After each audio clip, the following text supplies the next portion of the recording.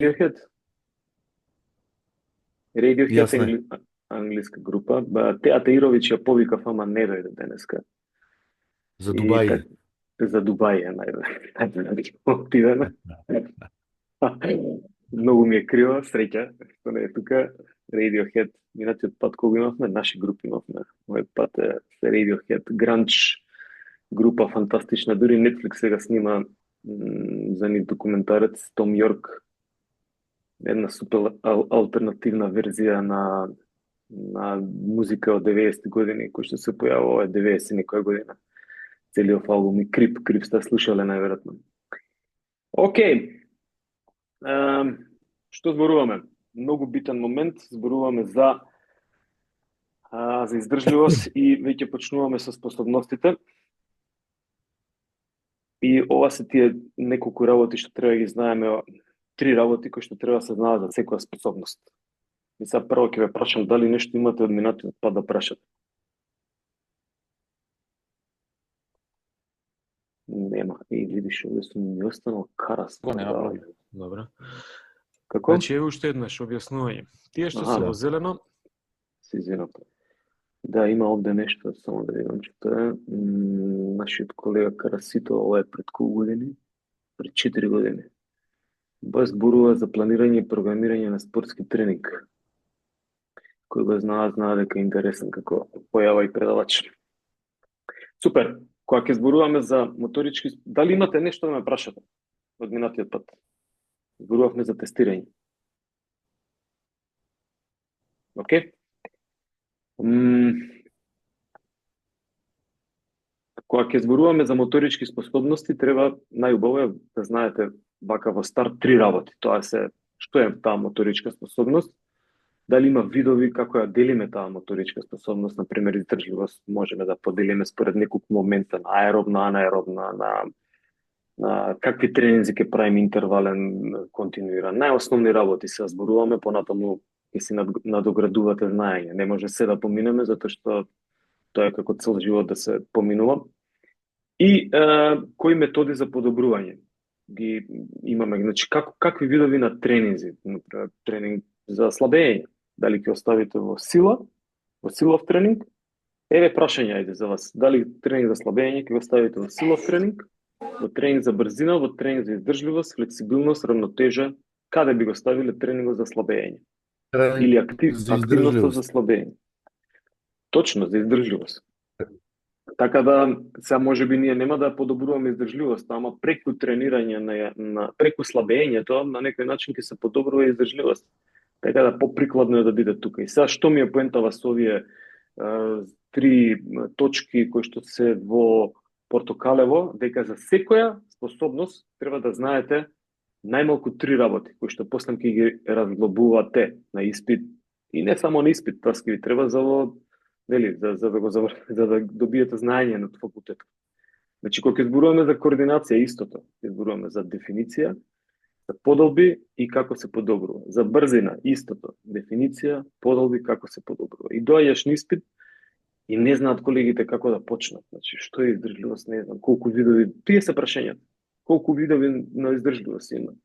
Кажува, кои се методите за подобрување на издржливост? Кажува или не кажува? Така да, ова ќе го спомнам ке секоја способност за да ви дадам насока како да учите. Се учи со учење, не со слушање. Со слушање се слуша музика, ама текстот од музиката се учи со учење, не само со слушање. Така и настава ова го зборуваме во секоја казнена сесија, дополнителна, и колегите кои што поминаа, всушност мислам дека една колешка помина, она конечно сватила дека не може со слушање да се учи, него мора со учење да се учи. Значи, ете еден хинт. Ке зборуваме малку за срце и фреквенции и ке зборуваме за примери на тренинг. Сега тука ми треба колешката, дали е тука колешката, дали се гледа следовите? Да. Да, добро, нешто ми се на 2 монитора ми отиде, не знам зашто вака ми прави.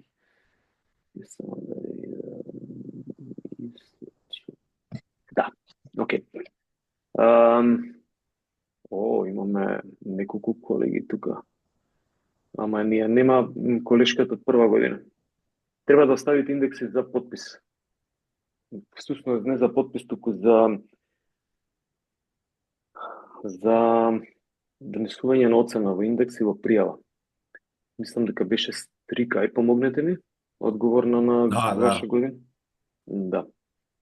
Значи не изја немаме. Добра. Практична настава нареден понеделник, вторник и среда. Ќе пратам на Facebook. Ајде да видам, чекај. Професора, кој е време, пошто вторник и среда имаме пливање ние? Кога имате пливање?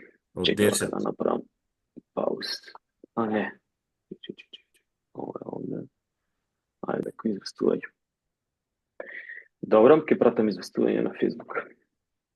Професоре, зашо да може у четврток да остане исто овај термин од 9 до 10, како што разбра антропологија од 10 до 11 и од 11 до 12? Па не може, затоа што антропологија мислам дека ќе имате настава во училница. Сигурно. Сигурно, што значи да не може да дојдат редовните да слушаат настава. Да, јасно, не, јас мислеше за онлайн дека е. На Zoom. Не се. Тоа само јас ги држам, значи гледам онлайн од неколку причини, ама другите се да. Не може да постигнат. Може, ако треба седнете негде да слушате. Да не комплицираме. Да. Океј. Чекај малку сега.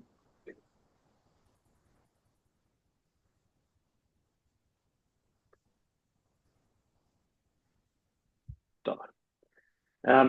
Сега вака, значи, како може, има некоја идеја како да што представува за вас издржливост?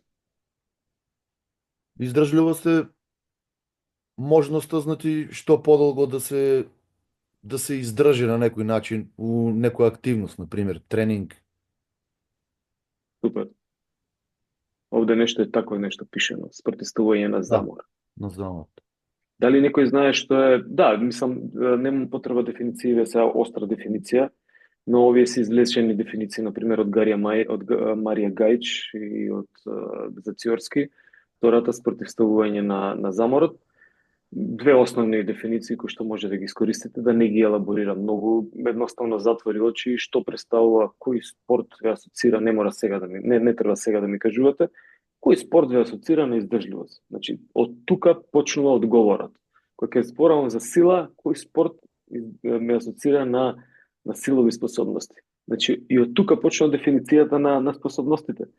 Имам колеги, еден колега го паметам, 4 испитни сесии, тој ми објаснува дека издржливост се подобрува со вежбање на справи. И сега го прашувам, добро колега, можно е, која е издржливост? Максимална, како ми кажа, не знаеше што ми каже, ама целото време постојано ме вртеше кон силови способности. Ама он требал да издржи да направи 20 склека. Ама ја те разбирам, викам колега, ама тоа е сила. Тоа се силови способности. Замисли треба да издржиш 5 часа или да се качиш на Еверест. Што веќе влегува во класична издржливост. Така да од тука почнува дефиницијата да замислите која спортска или рекреативна активност влегува или најмногу побарува некој од способностите. Гимнастика, координацијски способности побарува, да, побарува. Побарува брзина, побарува силови способности, да, ама кога се учат елементите во гимнастика, побарува координацијски способности. И така натаму. Така да, дефиницијата ја оставам да затворите очи и да смислите што представува таа способност. Друг еден битен момент е, бидејќи зборувавме за тестирање, како се проценува, значи пази, не кажувам како се мери, туку како се проценува издржливоста. Има повеќе методи, ама ние си држиме, нека биде VO2 максимум, чисто за да знаете еден метод. Сега, кој тест го покажавме за VO2 максимум? Не мора Лазе, може некој друг да се вклучи. Дали знаете некој тест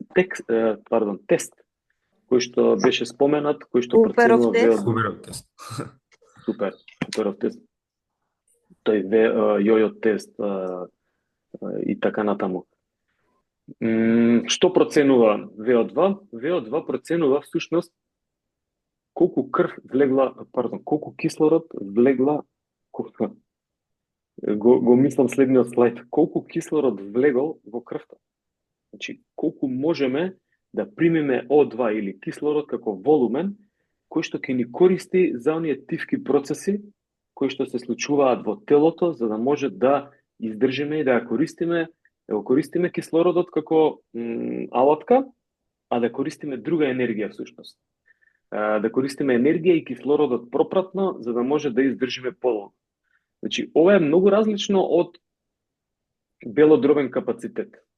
И затоа вели колку кислород или милилитри кислород на килограм телесна маса во минута може да внесе човек.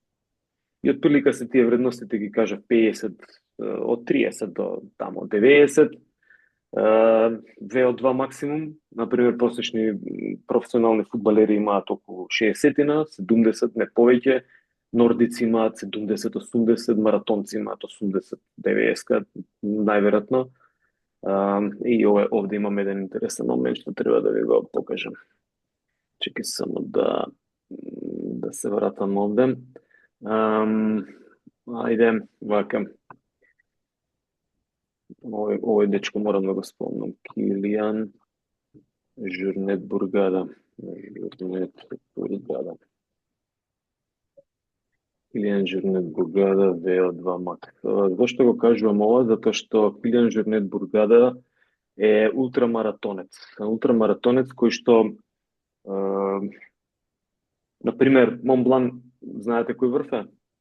Може би спомнав на некои предавања. Монблан е највисокиот врв во Централна Европа, 4800 метри. Мене и на мојата супруга ни требаше 2 вечери спиење, 3 дена за да се качиме до Монблан и четвртиот ден за да се симнеме. Значи, 4 дена одење на почетокот со гондола од Шамони, па потоа со воз и од возот до првиот пленарски дом каде што мора адаптација да направиме висинска на 3100-200 метри. Се спие, треба некои 4 часа, па од таму на 3800 метри се спие и така натаму. Килиан Журнет Бургада се качува и се симнува од Шамони до врв на Монблан и назад, значи се качува и се симнува за помалку од 5 часа. Има VO2 максимум, може да видите овде 92 милилитри. 92 милилитри. Тоа е страшна бројка, која што има. Тогаш најверојатно во добрите денови му е тестирана. Капацитет белодробен 5,3 литри, значи он има генетика за да може да утилизира или да искористи кислород и да прикаже значи да го не само да го внесе, пази, ова е лан капацитет, значи ова е белодробниот капацитет. Да, на спирометар. Ама висок човек, 2 метри човек може исто да има 6 литри капацитет белодробен, нели тоа зависи од капацитетот колку ќе прима, ама колку може да прими во крв? Во крвта. Тоа е многу битно. Значи, VO2 максимум ни покажува колку може да се искористи тој кислород, ја велам во крв, значи колку телото може да го внесе тој кислород. Чекај да видиме само точно Монблан рекорд. Пази, он направи на Еверест еден рекорд. Да, добар бев. 5 часа. Значи, асцент и десцент, качување и симнување. 8860 извини. колку беше Еверест. Не, ова е Монблан. Монблан е да. За ама пази, јас кажав пример мој од пракса, каде што мене ми е според Полар, според Полар часовник, според Куперов тест трчане до околу 2800 метра сум трчал, 2900, Поларов ми кажува дека VO2 имам 50-55 некогаш, 48, тука негде, во најдобри денови кои сум тренирал нешто, планинарење, маунтинбайк најчесто, сум имал околу 55 VO2 и ми требале 4 дена да стасам до горе. Нормално, можеби ќе сум можел и за 2 дена, ама тука има некоја висинска адаптација која што треба заради височината да се направи, бидејќи над 3000 метри, над 4000 метри се смета dead zone или луѓето не се предвидени да живеат долго на таа височина и навистина се случува. Се осеќа тоа дека едноставно не можеш да одиш на таа височина и колку и да се силен не можеш да одиш. Не е дека фали кислород, туку парцијалниот притисок на кислородот е помал. и не може да влезе кислородот. Инаку кислородот секогаш го има колку 19-20% во воздухот. Мислам дека толку беше. Арнова парцијалниот притисок на таа височина прави да не може трансфер да се направи на кислородот во крвта. Значи гледате колку ни е битен тој за да може да тој VO2 макс, тој трансфер на кислород во крвта ни е многу битен за да може да покажеме некоја способност. Мене ми беше многу тешко на 4100 метра. Мислам дека беше последниот пленарски дом. Не можев да се движам, ама не оди. А пазете, разликата од само 55 до 92, тоа е колку, некои 40 на 43 единици VO2, што е фалтене дупло. Тој не се тој не се качува за 2 дена, него се качува и се симнува за 5 часа. Се качува и се симнува за 5 часа. Нормално, тоа го има тренирано. Ултрамаратонеци трчаат по 200-250 км околу Шамони, моментално живее во Норвешка. Направи рекорд на, ајде го видим уште еднаш рекордов на Еверест. Он се качи и се симна во 2 дена, мислам дека го качи и го симна. Значи за 26 часа 2 пати се качи, само да видам. За 26 часа си има качено од базниот камп. Значи ова исто од базниот камп за да се качиш до Еверест треба негде околу 5-6-10 дена. Заради таа dead zone или каде што едноставно парцијалниот притисок не дозволува, нели луѓе одат со кислород и со маски и така натаму, а успеа он да се качи за 26 часа, ама направи уште еден рекорд, само да видам. 2 пати во една недела. Значи 2 пати го качи Монт Еверест во една недела. И сега, сакам да кажам едно примерче за екстремна VO2 максимум, VO2 максимален капацитет. Тоа значи дека, вие ќе се процени, дел од вас се проценија, дел се уште треба да се проценат, колкав е нивниот VO2 максимум преку Куперов тест, ама нормата ја ставивме дека е 2700 метри. Повеќето не може да истрчат. Тоа е отприлика околу 50 милилитри. И сега замислете со 92 милилитри што може тој да направи. Значи еден краток вовед за VO2, мислам дека е јасно за што зборуваме. Значи ова е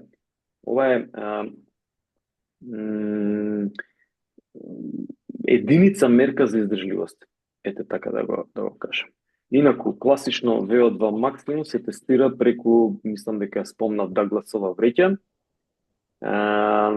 каде што се сите примерчиња, нели, сликале и така натаму, каде што се проценува колку јаглерод диоксид се издишува. Значи, ние зошто велиме дека проценуваме колку кислород влегува? Кислородот ќе влезе, ама треба да се исфрли јаглерод диоксид. Ние не можеме да процениме колку кислород ќе влезе, затоа што едноставно тоа ќе биде белодробниот капацитет. Ама ние проценуваме колку исфрламе јаглерод диоксид. Зошто? Затоа што тоа тивко согорување што се случува натре во клетките кога покажуваме издржливост, всушност и го исфрла јаглерод диоксид. Така да оваа Дагласова вреќа најпозната е, или овој вид на тестирање преку Дагласова вреќа, еде така ќе го крстам. Не се користи тој термин Дагласова вреќа сега, ќе ви кажам и од каде доаѓа Дагласова вреќа. Но овој момент на тестирање е всушност најпрецизен. Затоа што тука вистински Куперовиот тест не е толку прецизен. Јојо тестот не. VO2 кој што се проценува од срцевите монитори прави некоја математика на вариабилност на срцевата фреквенција, heart rate variability, па проверува тука на база на формули, ама најточното нешто е овој метод кој што ви го покажувам сега, и тој, повторно кажувам, не тестира, туку проценува колку чекај да видиме дали ќе може вака да го најдеме. Да спек што направив. Супер. Сега, ако ви покажам стари слики, тоа можеби нема да ви значи ништо, но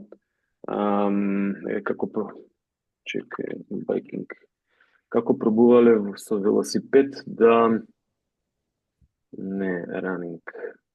Не можам да ги најдам сликите.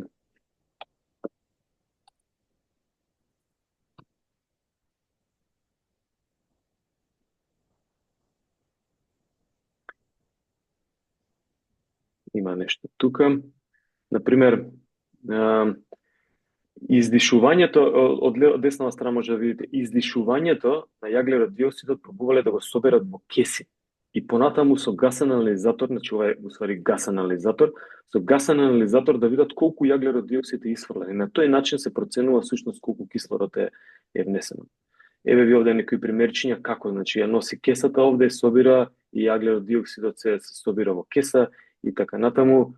Значи Даглас го смислил, може да си побарате повеќе информации за ова, но го употребували во трчање, па например возило, не можам да најдам сега, возило кое што го следи маратонецот и ја собира јаглеродот, издишаниот јаглерод го собира, еве едно одлично примерче, ова го барам. Значи може да видите од десната страна се гледа така. Гледате колку јас имам вреќи проблем, извинете, професор, имам проблем, не знам кај екранот, значи пола се гледа, пола е бело, а пола е темна Не, крај до професора е да се помести слайдо само, кај сите е така валја. Ајде сега. Не е Да, уште при крај. Чекај малку. Бел екран гледаме и на крај е темна крајот на лево имаме тоа вие што го вртите на интернет. Значи не гледаме не сликата, минимално, само човекот. Што се случува? Сега? Сега окей. Да. Супер, дај подсетувајте ме нешто се случува, не знам што е одлично, добро што спомена. Значи, може да приметите од деснава страна, да не одам да ја барам сликата, најверојатно се гледа, дека човеков со велосипед пробува да носи со себе вреќи кои што собираат јаглерод диоксид издишан од човеков кој што трча од атлетичаров. Ова е 1928 година. Значи, од тогаш идејата дека како да процениме всушност колку сме издишале, колку кислород влегло во крвта преку издишан јаглерод диоксид, тоа е идејата. Сега овие другиве теренски тестови кои што многу ни помагаат, тоа се супер теренски тестови, но основната идеја за проценка на VO2 максимум, значи не тестирање, не мерење, туку проценка, повторно проценка, е преку издишаниот јаглерод диоксид. А ние понатаму се користиме многу теренски тестови. Дали ова се гледа сега? За сега. Да. Слайдов, да, супер. Океј.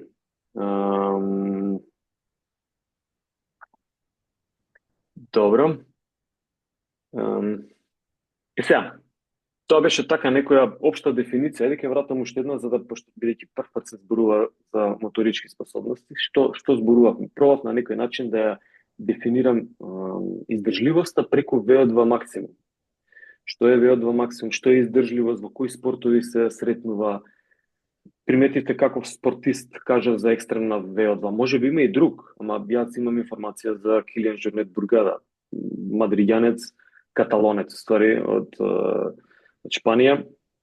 Значи, кога сакате да издефинирате некоја способност, тогаш пробајте да опфатите да неколку работи. За силовите способности исто што представува силова способност. Едноставно, дигање кеси од пазар. Значи, преместување на вреќи циментот, основни работи, а после ќе влеземе во силовите способности во тренинг. Така да, мислам дека овој дел е јасен. Сега, како може да ја поделиме, нема многу да должам за ова. Слайдов од прилика покажува дека според активноста може да биде локална. Например, работите некоја активност само со рак. Значи, само со дланката, работиме некоја активност, тука ни треба повторна издржливост. Арнома работите пливање. Маратон, каде што го потребувате целото тело, или нордиско трчање, го потребувате целото тело и раце и нозе, и таму ни треба повторна издржливост, нели? Сега еднава е локална мускулна, другата е општа мускулна, може да е. Преку еден пример може да се направи разлика, значи какви видови на издржливост постојат според обем на активноста. Според обем и различен квалитет, динамичка, статичка. Не би влегол тука, иако е ставена, ама ова се мисли на силови способности, например спуст скијање. Извинете, немаме повторно ништо на екран. Дај прекинувајте ме порано, важи. Не дозволувајте да, значи ја прашав дали се гледа. Сега? Да, сега окей. Не излегувам повеќе, на 2 монитора сум, тоа ми прави проблем. Дефинитивно. Океј. Значи, според обемот на активноста, ја кажав, според обем и различен квалитет, статичката нема да ја споменам. Тука динамичка е. Најчесто ова се однесува на силови способности, арно имаме аеробна и анаеробна. Е многу битна и многу ќе ни треба во овој дел. Издржливост во одредени активности, значи како долго трајна, средно, 100 кусо време трајање, брзински, овие ги кажувам затоа што ќе се миксаат. Во брзината ќе зборуваме за издржливост, ама тамо ќе биде брзинска издржливост. Во силата ќе зборуваме за издржливост, ама силова издржливост, која што нема никаква допирен контакт со VO2 максимум. Ние денеска зборуваме за издржливост која што има допирна точка со VO2 максимум. Океј. Одлично. Колку сме 12 луѓе?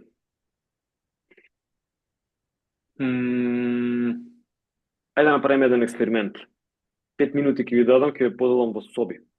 Во собите ќе се договорите кој ќе презентира, Лазе не, затоа што него го слушам постојано, и да направите... Како? Траам више, готово. Готово, да. Нормално, ако имаш прашање, прашај. Лазе го слушам 2 пати по 10 дена на UEFA Fitness A диплома курс, кој што заедно го посетуваме и доста е. Му ги знам капацитетите за сега. Арно, ама нормално, ако нема некој друг да каже, слободно може да се вклучиш. Така да, вака, ќе го објаснам, идејава ќе објаснам за аеробни и анаеробни механизми и ќе се поделиме во 2 групи. Рандом ќе ве подели Zoom и ми треба 5 минути да смислите кои спортови најдобро ги репрезентативуваат или имаат потреба од аеробни способности, механизми, кои од анаеробни. Сега, за да го направите тоа, треба да објаснам што е аеробно, анаеробно. Значи ви давам простор додека зборувам, најверојатно и вие да размислите што е тоа аеробен механизам на функционирање или аеробни механизми на креирање на енергија и анаеробни механизми. Самото тоа што е прешкртано O2 кислородот кажува се. Значи, во аеробните механизми или во аеробни услови на функционирање, ние користиме кислород како не како нус продукт, туку за процесите кои што се одвиваат. Користиме кислород. А во анаеробните активности не користиме кислород.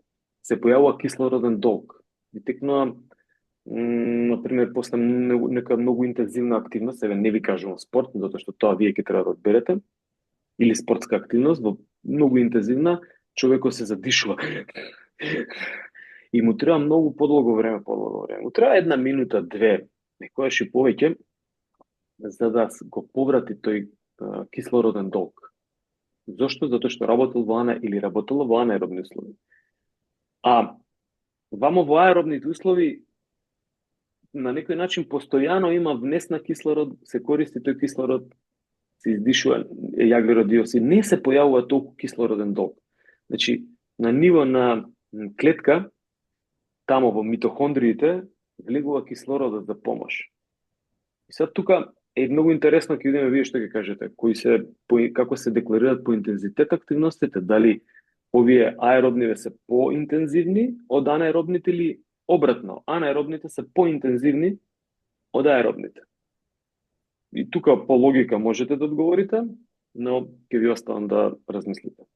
И та вториот момент што сакам да го кажам е кај анаеробните услови на функционирање или кај анаеробните механизми, повторно се делат на 2. Како што може да видите во лактатна фаза, каде што како продуктот тој некој пируват тамо, ќе видите на крај на предавањето, се создава лактат. И затоа се нарекува лактатна фаза. Значи, лактатна киселина се создава, која што одма ќе кажам нема врска со мускулна болка, ама прашете ме после ако сакате. Туку едноставно како нус продукт заради тој кислороден долг кој што го има и кој што телото нашло начин како да функционира. Арно имаме и алактантна фаза, која што еве мала помош, ја нарекуваме креатин фосфатна фаза. И еднава може да трае подолго, одма ќе ви кажам, лактатната фаза може да трае подолго 30 на минути, алактантната, значи разликата е во А, каде што нема, А е негација. Нема лактати, а сепак се работи во анаеробни услови, трае многу пократко. Имате ли нешто да прашате во однос на ова? Само не давајте примери сега за спортови, за спортски активности. Дали ви е јасен концептот на аеробни механизми и анаеробни механизми? Најверојатно се слушаме, така? Да. Па аеробни користи кислор, а анаеробни, значи мислам му фали кислор, односно се појава кислорен дол. Одлично, да. И сега ми треба од вас да се изорганизирате, да да одберете спортови кои што најмногу ви асоцираат, а имаат побарувачко од кислород или спортски активности и спортови кои што немаат побарувачко од кислород. Ако можете во анаеробните да поделите и во неколку, значи во овие што работат во побаруваат лактатна продукција, значи може 30 до 40 минути ви помагам да се функционира во таа спортска активност, и алактатна која што е многу пократко трае. По еден спорт доволно е да кажете, ама може, например, да наведете да кажете дека, не знам, аеробик, во аеробните активности можат овие спортски активности, оваа и оваа. Во анаеробните, во лактатна може оваа и оваа, во лактатна таа и таа. Или само да кажете, во аеробните можат овие, во анаеробните можат оние. И после ќе ги издефинираме. Океј? Мислам дека е океј. Две соби, јас ќе влезам во една од нив. Ве молам, имате 5 минути, нека биде за 2 минути ќе напишете некој спорт и договорете се кој ќе презентира. Може.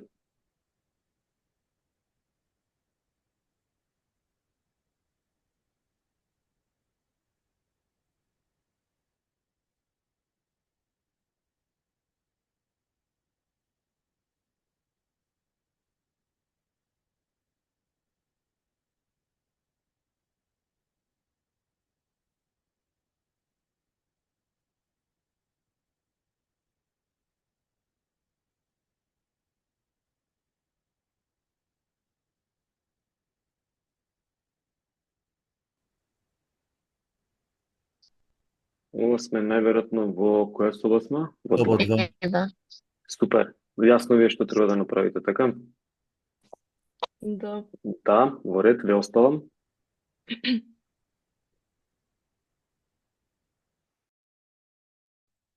Бранко Врзич и Стефан, сте активни или не се активни? Да, активни сме. Активни сте, во некој од собиве ќе влезете? Не знам, професор, ја влегов во рум 1, па ме врати во правилниот колка каде што сте направиле вие, сега не знам. Добро, чекај да видам. Тинеше Стефан. Маџен, ево Стефан. Добиваш најверојатно информација за да влезем. Добро, Бранко. Да. Да влезем овде, така? Да, влези. Гледаш, добиваш информација, треба да влезеш. Бранко исто мислам дека го ставив, треба да кликне yes некаде.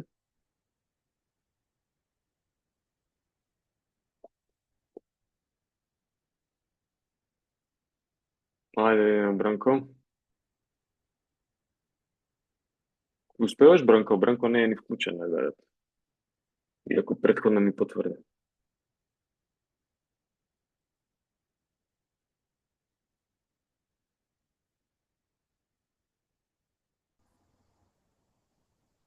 Океј, би требало да сме тука сите. Група број 1. Ако сакате, можете да шернете скрин. Не. Не се договоривте за ништо. Не, во отприлика нешто се договоривме како група. Ја како презентер. Ајде, Дамјан. И зборевме за нели за аеробните, не аеробните, анаеробните, односно анаеробните може тука како пример да ги даеме кошарка, фудбал и ракомет. Анаеробни. Мом? Анаеробни? Да. Добро, А- пази, кошарка, фудбал, ракомет, добро. Да, на аеробните само гимнастика. Се одлучивме за другото, не можевме. Чекај сега, вака. Ај уште еднаш. Со присуство на кислород, каде што најмногу ни треба да има присуство на кислород. Кои спортови ги ставате? Тоа се аеробни, аеробни. Кои спортови се? Кај аеробните, фактички кај што треба највише кислород. Тамо беа кошарка, ракомет и фудбал. Не, кај не аеробни, пошто кај анаеробните фактички ни треба поише кислород за да ги изведам. Кога што сватив. Кај аеробните ви треба кислород. Кај анаеробните не ви треба Не кислород. треба. Па тогаш обратно. Добро, сега. Ако аеробни ни треба кислород, кои спортови ги ставите во аеробни? Кошарка, фудбал и ракомет. И ракомет. Добро. А во анаеробни гимнастика? Гимнастика. Да. Добро, види, не знам дали е точно. Вака на испитме сега, јас викам се да, окей, и на крај тонч. Може точно, може би не. Да. Ама убаво е да го поминеме као процес. Добро, втора група? Од втора група ние одлучивме дека за во аеробни услови ќе биде маратонско пливање, например, препливување на Ламанш. Браво.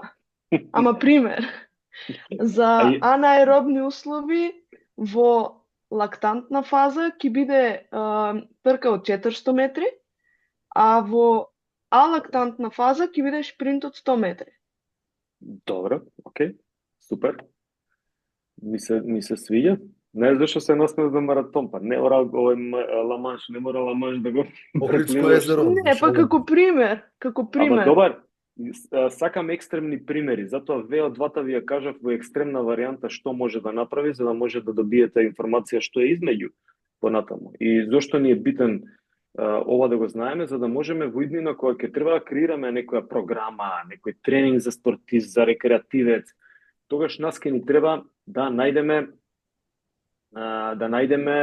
да видиме во која активност влегува, во кој механизам всушност влегува таа активност.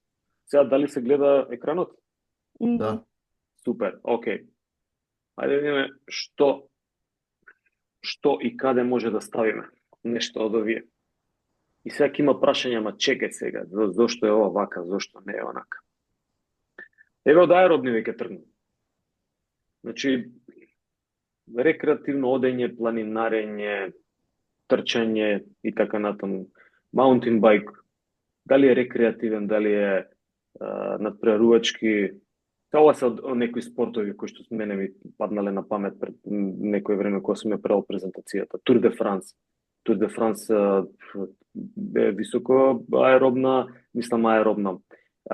И се користат, пази, никогаш не може да кажеме дека се користат само, значи дека ние пешачиме на планинарење само во аеробни услови. Не, ке забрзаме, ние влегуваме во анаеробни услови. Ама 8 часа, 5 часа, 1 час качување на водно побарува повеќе аеробни активности отколку анаеробни.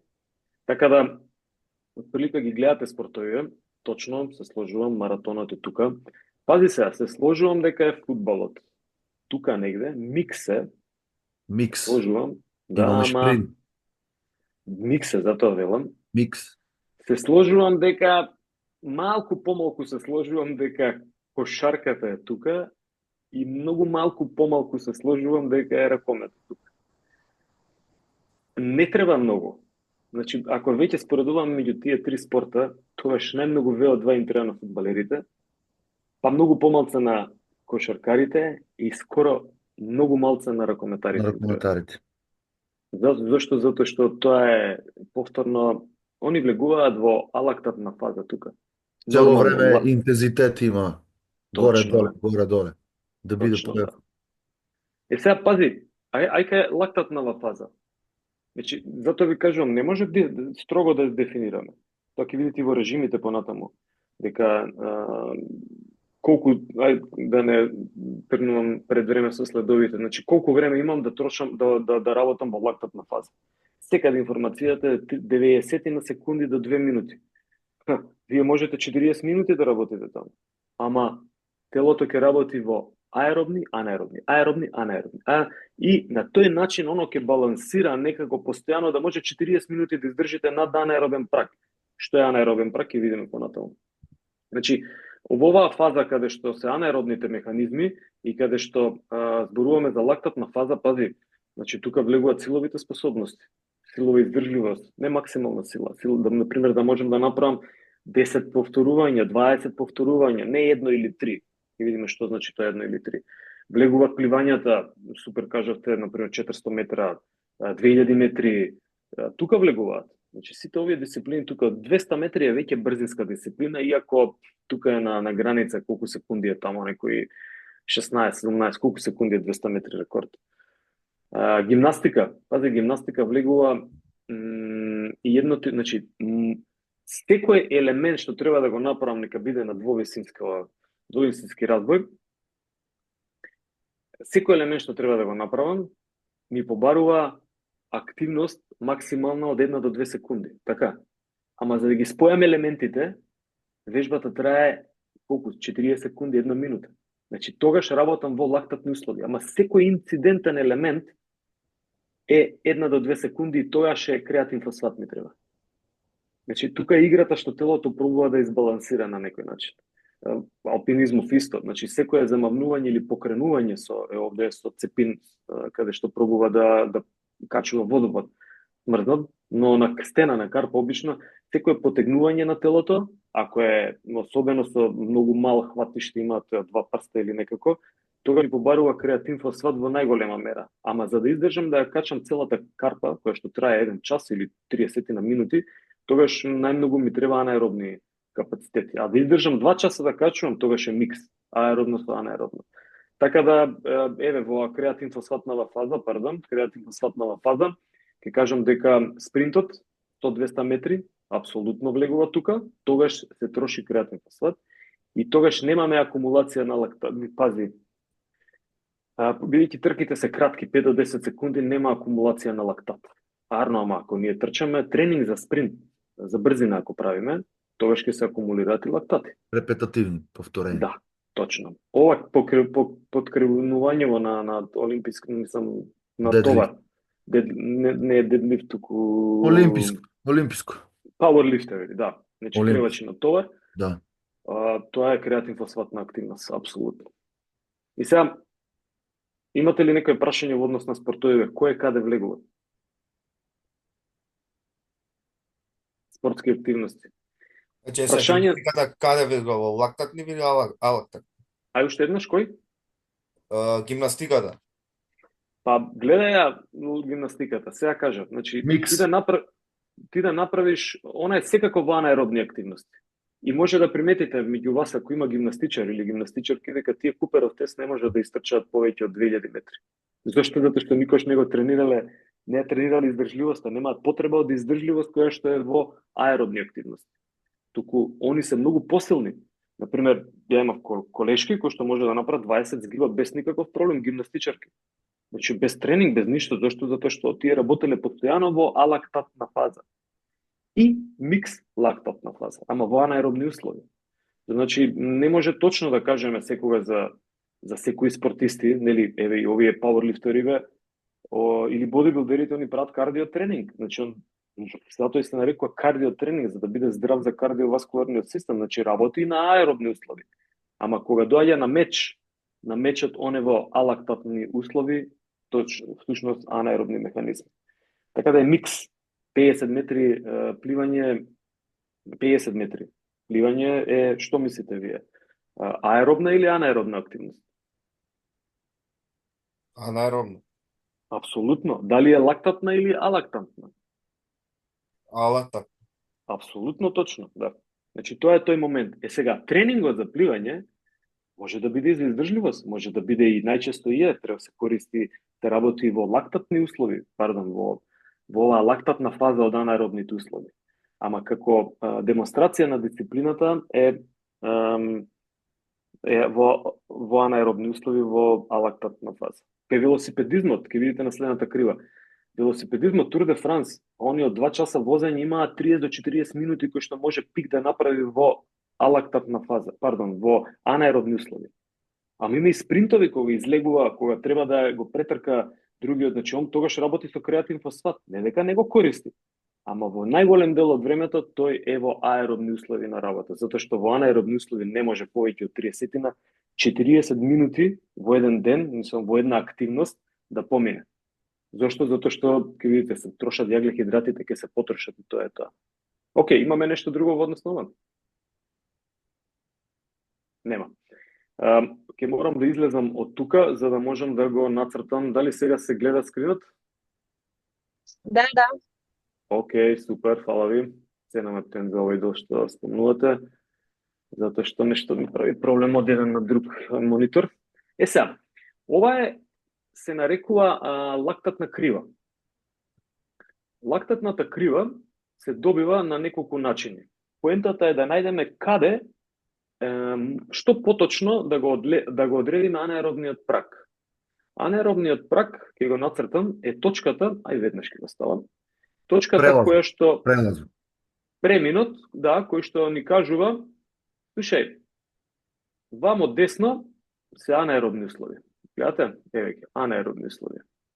А вамо лево од анаеробен праг, еве го анаеробниот праг, ај нека биде во црвено ќе го ставам. А вамо лево се аеробни услови на функционирање. И се зошто ни е битно ова? Затоа што во аеробните услови на функционирање можеме да издржиме, кај сум пишал тука нешто, не сум ставил, може многу да издржиме, значи ги рековме спортови, може да издржиме 2 часа, 3 часа, 5 дена може да издржиме. Значи, може постојано, ние сега работиме додека седиме и слушаме сме во аеробни услови.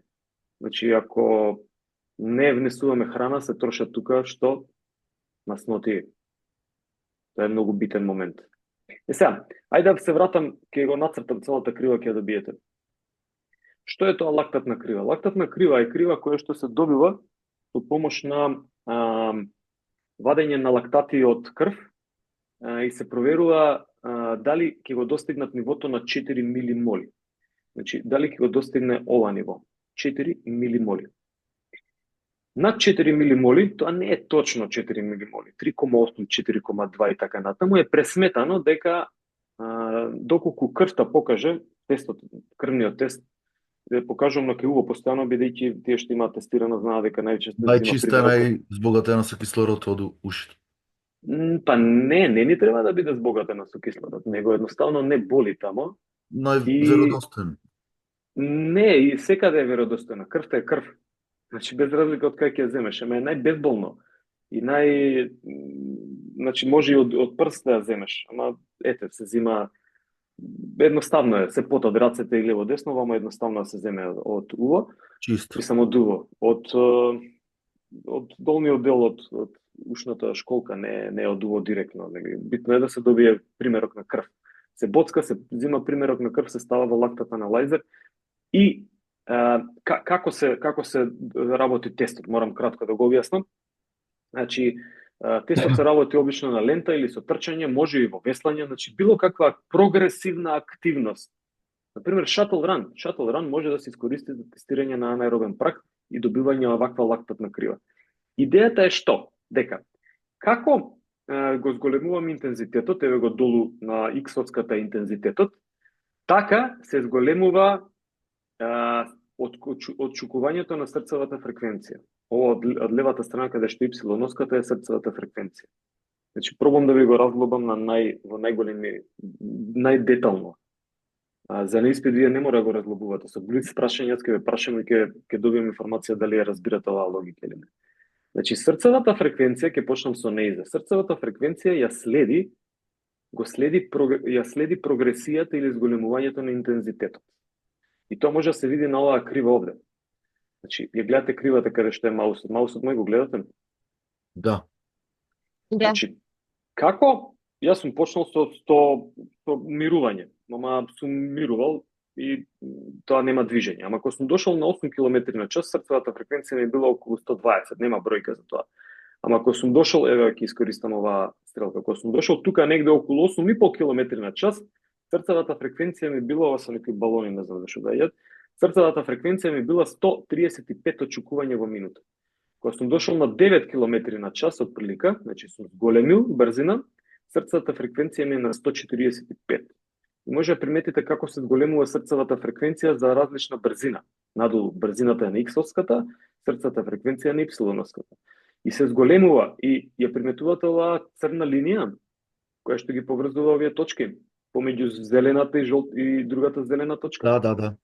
Да. Супер. Таа линија е линеарна. Значи, како се зголемува брзината или интензитетот на трчање, така се зголемува срцевата фреквенција, ама се до оваа точка на анаеробен праг. Кај оваа точка на анаеробен праг, понатаму, кога ќе го зголемуваме интензитетот, приметувате точката негде на 13 км на час. Како го зголемуваме интензитетот? Срцевата фреквенција веќе не може да следи линеарно, туку се зголемува експоненционално на некој начин. Значи, ние на 16 км на час веќе трчаме, колку брзо, ама срцевата фреквенција разлика е од 180, каде што е оваа точка тука, 180, до 190 и нешто, значи само 10 очекување. А и вршиме голема работа. И сега, нас ни е битно што? Да ја најдеме оваа точка овде, која што се нарекува анаеробен праг, и затоа се прави лактатна крива, која што ни помага да ги најдеме каде се тие 4 милимоли. Каде се тие 4 милимоли или каде е срцевата фреквенција на анаеробниот праг. Овде по софтвер е направено, срцевата фреквенција на анаеробниот праг е на 181 удар очекување во минута.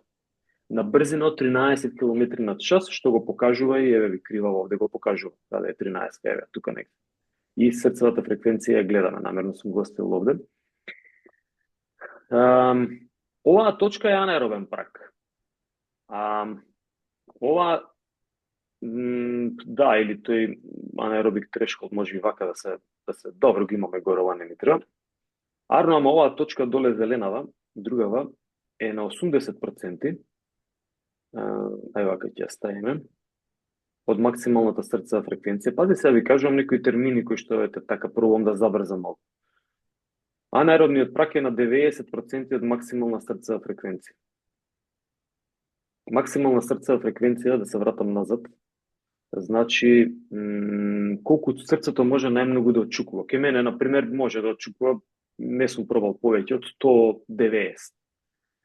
Кај вас би требало малку повеќе. Кај повозрастни луѓе би требало помалку да може максимално, значи над 170, над 160, веќе да не може да чука.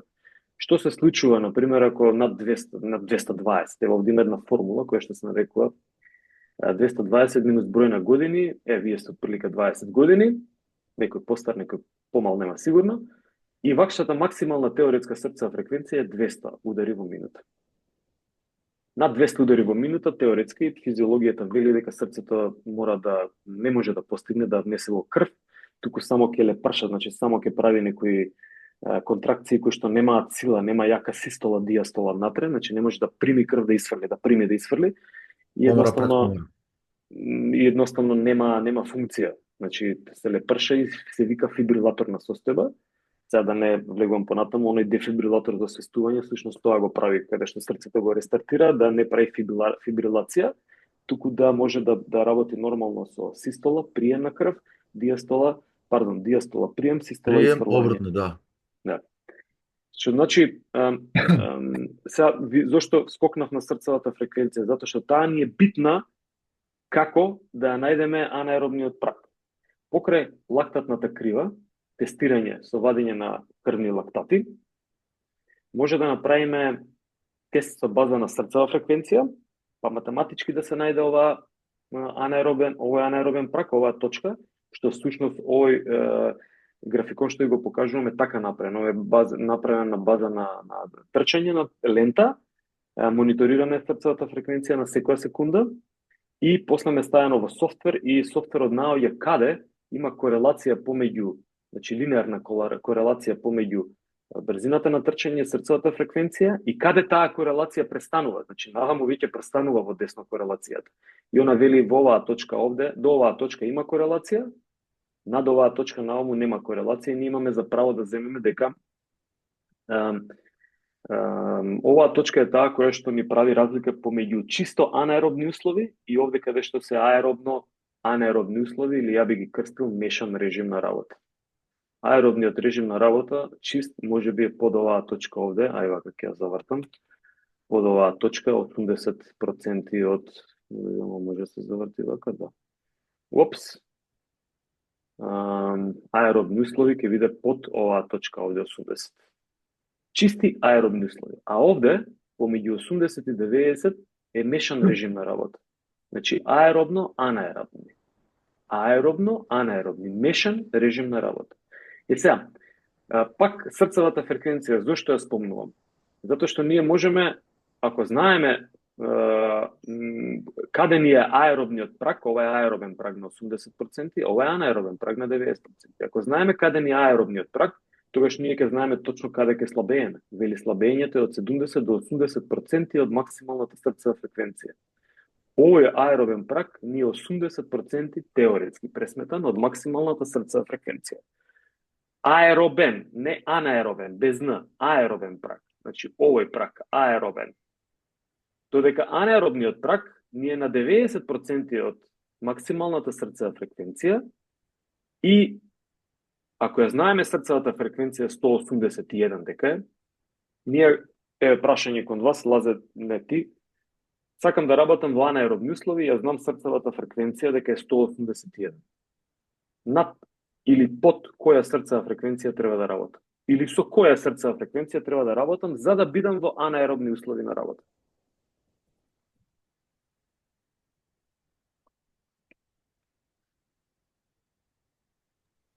Над 180.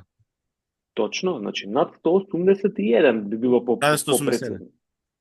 Одлично. А што ќе се случи ако работам помеѓу 180, тоа е точката на анаеробниот праг, и 160 негде. Тоа е 80% за овој човек од прилика. Значи помеѓу 160 и 180 или помеѓу 80 и 90%. Кој режим на работа ќе биде тој? Аеробниот. Не аеробниот, мешан ќе биде. Мешан режим на работа. Чист аеробен режим на работа е до аеробниот праг. Еве го аеробниот праг овде. Значи тоа е на 80%. И се пази, чист аеробен режим е под 145 удари во минута очекување за овој човек. И се зашто е ова интересно? Сака да слабее? Со која срцева фреквенција ќе отрчаме човек? Над аеробниот праг или под аеробниот праг? Дека се трошат масти. Логика, дечки. Уште еднаш ќе ве прашам. Па не може да го трошиш над аеробниот праг. Поте треба да трошиме масти. Треба да трошиш масноти, значи треба вамо во лево да ги трошиш маснотиите. Тие најчесто во аеробни услови се трошат масноти. Еве вака ќе ставиме, чекај да видиме дали имам овде масноти. Еве ги масноти, сум ги ставил вака. Маснотиите се трошат во аеробни услови на работа. Значи тука телото троши масноти за енергија. Јаглехидрати троши над анаеробниот праг. Правот. Вака ќе ги направиме сега. Па креатин фосфат. Чекај се вака. Го, ова е прагот тука. Значи во овие услови овде јаглехидрати троши тука некаде. Гледате многу малце според срцеви очекувања, тоа е 180 до 190 тука некаде. Ама ако забрза уште повеќе, тогаш влегуваме во лактатната фаза. Така, ова е алактатна фаза, права. Че да видиме вака ќе крстиме, лактатна фаза. Ова фаза е алактатна, вака нека биде. И тогаш можеме да трчаме колку минути? Јас би стајал. Ајде, нека биде 10 до 15 секунди. Секунди, да. Креатин фосфат. И трошиме, ми е креатин фосфатот, негде го ставив овде. Нема го. Го нема. Добро бе, ајде креатин фосфат, ќе го направиме овака, ЦП. Креатин фосфат. Креатин фосфат трошиме. Таму многу луѓе прават грешки, поготово тие што слабеат само на секунда. Вика, тренирам секој ден, трчам, качувам се, ти трошиш таму други горива, мастите ти ги нема и затоа и не слабееш. Апсолутно точно. Сега вака, уште еднаш. Како? Многу грешки, многу грешки. Да, точно, во право си. Затоа ви објаснам кривата како функционира трошењето на енергетските системи. Значи, во аеробни услови се трошат масноти. Еве, ќе ги ставам овде десно скроз. Значи, тоа е до 80% негде од овој аеробниот прак. Во срцева фреквенција може да најдеме 220 минус број на години, тоа е 200. 80% од 200, и кажувам финта, ова е теоретски. Тоа е отприлика 160, така? А 90% од 200, значи за вас 20 годишни, максималната срцева фреквенција би била 200. 90% од 200 е 180. Така и се погодило као овој човек. Значи ова е Сашо го знае, да го знае Даневски, ова е братучет на Даневски, ама не е Сашо. Кој е друг, кој што е тестиран, исто од Крушево, Даневски му е презиме. Кај колегата на 20 или 21 годишна возраст, најдовме дека анаеробниот прак му е на 180 очекување во минута, се поклопува со оваа теоретска формула овде, но нас не е битно дека тоа е 90%. Зошто? Затоа што во иднина ја не можам да направам тестирање на анаеробен прак кај некој рекреативец. Ама можам теоретски да му пресметам каде е анаеробниот прак. Можам теоретски да пресметам каде е аеробниот прак. Значи од 80%. И сега, зошто го кажувам ова? Затоа што ако маснотиите се трошат под аеробниот прак, ако помеѓу аеробен прак и анаеробен, помеѓу 80 и 90 трошат и масноти и малку јаглехидрати, ама повеќе масноти, ама и јаглехидрати тука, особено ако забрзаме, над анаеробниот прак се трошат само јаглехидрати, ама да не трчаме спринт. И ако почнам спринт да трчам, тога се троши креатин фосфат. Еве уште еднаш колечката што кажа преска. Каде треба да трчам за да го славам човекот или клиентката? Со колку проценти?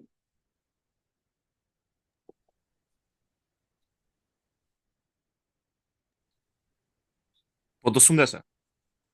Да. Дали е јасно преска што имаше коментар дека 80? Да, можеш да трчаш и меѓу 80 и 90, точно. Ама по логика на нештата најмногу масноти, најефикасно, види, најефикасно. Не дека нема да се трошат масноти ако трчаме во аеробни услови. Ке се трошат, ама нема ефикасно да се трошат. Тамо ни треба гликолиза. Енергијата доаѓа од гликолиза и од гликоген. А вамо енергијата доаѓа од масноти и од кислород. И тука се тие моменти што ние треба да ги имаме како појдовна информација за сите други предмети во иднина. Не само за за оваа способност и издржливост, него како се менаџираат енергетските системи, каде доаѓа енергијата. Значи, на овој начин пробав преку лактатнова крива да ви покажам каде е аеробниот прак, каде е анаеробниот прак. Што се троши под аеробниот прак, што се троши како енергија помеѓу аеробниот и анаеробниот, што се троши над анаеробниот прак, што се троши при спринт. Има ли некој што не му е јасно овој дел? Многу битен момент. Мене малку ми е комплицирано, искрено. Да. Ајде, што не... Се... Не, да го решиме веднаш. Многу едноставно. Па еве не ми е јасно ова 70-80% слабење. Колку би било тоа? Епа, еве горе максималната срцева фреквенција, така? 200, така? 200, вака. Велиме дека теоретската максимална срцева фреквенција е 200. Значи, ова е теоретска макс heart rate, нека биде вака. И сега, ја треба да најдам колку е за мене срцевата фреквенција и таму има некоја формула. Нека биде и 220, ама ја би одел, за да биде по-концизни, со формула која што вели 220 минус број на години. Значи, ова се број на години. Колку години имате? Може 20 да кажеме дека има? Може. Отприлика. Теоретската пресметана максимална срцева фреквенција за 20 годишен човек ќе биде 200 удари во минута. Океј? Колку беше анаеробниот прак? На колкава срцева фреквенција од максималната срцева фреквенција? Анаеробен или... Анаеробен. Анаеробен. Анаеробен беше 220, тоа не знам, скроз се испобуни, значи џабе вака, и ова не е џабе. Анаеробен од 7... Не е џабе. Значи вака анаеробниот прак кажавме дека е на 90% од максималната срцева фреквенција. Ќе го напишем. Анаеробниот прак е на 90% од максималната срцева фреквенција. А колку е аеробниот прак од максималната срцева фреквенција? На 70 до 80. Не, него точно 80. Добро. Значи, ова е плюс, минус, 1, 2, ама ние ќе се држиме методски да биде точно на 80. А се слабее на 70 до 80. Готово, сега малце. Чекай, сега ќе видам, можеби ја имам тука нека грешка, чекај да видам. Не, нема грешка, слабење сум го пишал овде. Добро. Сега, значи, колкава е оваа срцева фреквенција за човекот кој што има 200 удари во минута? 180 е? 160 е? Поправајте ако грешам. Мислам дека е толку. Да. Толку е. Еве. Што значи сега, јас ако сакам да слабеам, со која срцева фреквенција ќе му дадам на човеков да трча? 160. 155. Браво. Тоа ми требаше. Тешко или лесно? Сега е супер, ви благодарам. Да, слабеам. Значи, слабеам со под 160 срцева фреквенција или под 80% од максимум heart rate. Ова е тоа што го кажува Лазар, дека се прави грешка каде што ние трчаме многу интензивно, многу силно и сакаме да слабееме и не ни оди и на боли глава и после тоа не јадеме и правиме 300 други компликации, а всушност сме потрошиле јаглехидрати и креативен фосфат, не сме трошиле маслоти ефикасно. Океј. Сега, ако сакам интервалниот тренинг ќе го објаснам понатаму. Значи, можам да ќе го објаснам понатаму интервалниот тренинг. Дали сме тука од прилика јасно? Значи, ви врзав неколку моменти. Како да дојдеме до анаеробниот праг? Преку лактатна крива, преку вадење на лактати од крв, како да дојдеме преку теоретска проценка на максимална срцева фреквенција, како да дојдеме преку трчање на лента и користење на тест протокол за да го најдеме анаеробниот праг. Тој анаеробен праг ми е многу битен и тоа сега малце ќе ве збунам дополнително.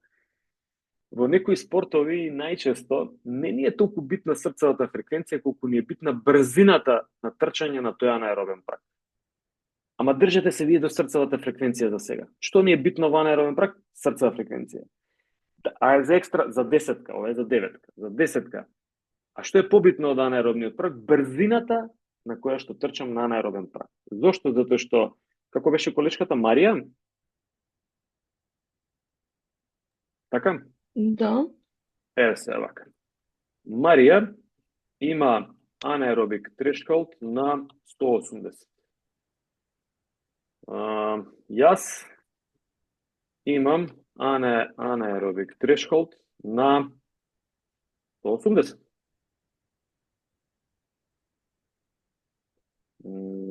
Брзина на анаеробик трешхолд е 15 км на час.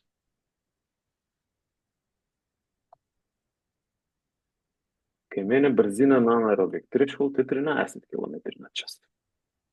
Кој е подобар во перформанси за издржливост? Како кога Марија трча побрзо? Со истата срцева фреквенција, каде што сме детектирале дека на Марија е анаеробниот праг 180 и мене ми е 180, според овие тестови што ви ги кажав претходно, јас трчам со 13 км на час, а Марија трча со 15 км на час. Кој е побрз? Марија покажува подобри капацитети. Значи, она е побрза. Затоа велам сега, срцевата фреквенција ја имаме како репер, ама најмногу ни врши работа за слабење, да знаеме да не отидеме над тој анаеробен праг. И за некои аеробни моменти, кога ќе влеземе во интервален тренинг, каде што работиме анаеробни механизми вклучуваме, тогаш ни е битна брзината на трчање. Она покажува, ако не пуштат на маратон или на трка некоја 5000 метри, Марија ќе заврши побрзо од мене. Затоа што она побрзо трча. Она ќе си држи, значи, ќе трча со 185 удари во минута и ја ќе трчам со 185 удари во минута. Ама ја не можам да трчам повеќе од 13,5 км, она ќе трча со 15,5 км можеби. Значи, тука е основната разлика. Еве, ај вакво прашање ќе ви поставам. Што мислите? Ова е кој ми е колегата Дамјан. Супер. Значи Дамјан,